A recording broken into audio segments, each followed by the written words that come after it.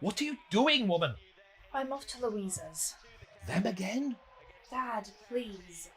You know, it's like living next to them. It's like living next door to the bloody Gestapo. Dad, they're not that bad.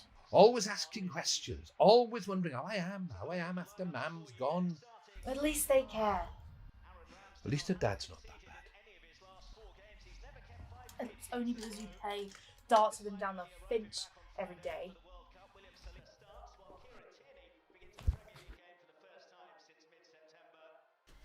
Have you seen my phone? Get out the way of the telly, woman. Yeah. Where was it? I don't know. You're not that funny, you know. Are you sure you want to do this? I've got no choice. He needs to hear this from me. If you want. You know how he can be. He needs to know this. Fine. I love you, Julian. And Mum loved you too. She'd be really proud of you. How would you know? I never got a chance to tell her. This is why it's so important to me. It's now or never. I'll be next door.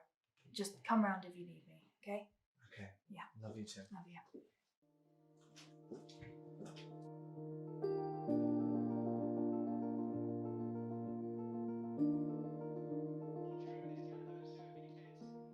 And about bloody time, where the hell have you been?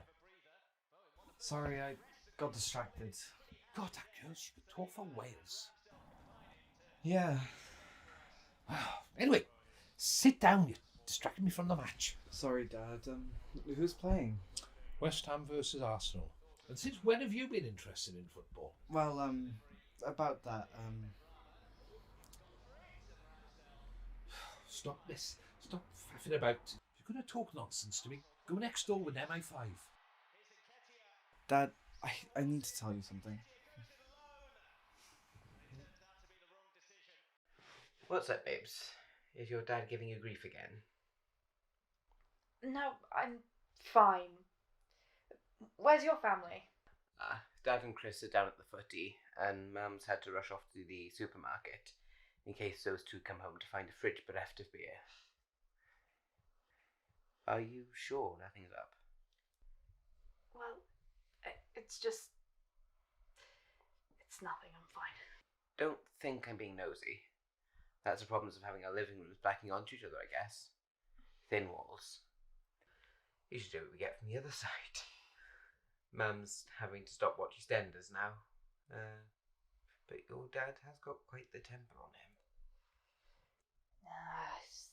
It's fine. His bark is worse than his bite, really. But what about Julian? He must be, what, 17? 18 last Wednesday. Ah, yes, of course. Him and Chris were in the same school year, weren't they? Chris says he saw him in town, actually, on Saturday evening, at the Excalibur Bar. What's the significance of that? Oh, well, they just didn't think that would be the sort of place he'd want to go to. Does he know yet? About Julian? Why do you think I wanted to come over now? Oh, darling. I don't know how he'd react. When he found out that he was at a bar, well, that's what the row was about last night. Julian had to say he was there for happy hour. I had heard. It'll all be alright, me and Laura. Box or not?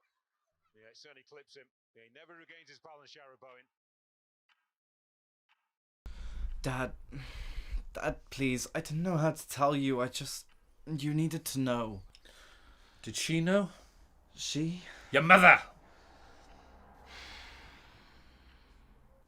And you really gay? It's not just a phase you're going through? It's not a phase, Dad. I've wanted to tell you for a while. It's just we've had so much stuff going on, and I just never found the right time. And you're really gay? Yes. Oh, Julian. Dad, I know it's a lot to take in, and I just wanted to be the son that you would be proud of, but it's just not me. I'm not one for going out fixing cars or watching the footy with a few beers. I'm your only son, and turned out to be a fucking faggot. What the fuck did you just say? I'm a freak, Dad. Don't you ever say anything like that to me again. Isn't that what you think? I'm disgusting. You're not disgusting. You're my son. I love you. Your mother wouldn't have been ashamed of you. I'm not ashamed of you. I just didn't want to disappoint you, Dad. You haven't disappointed me. We were both so proud of you. I am still proud of you. I always will be proud of you. You're not mad? You're not upset? No, you're my son. I may not have done much with my life, but if I've done one thing right, it's you. Thank you, Dad. If there's one thing I want you to do, it's be you.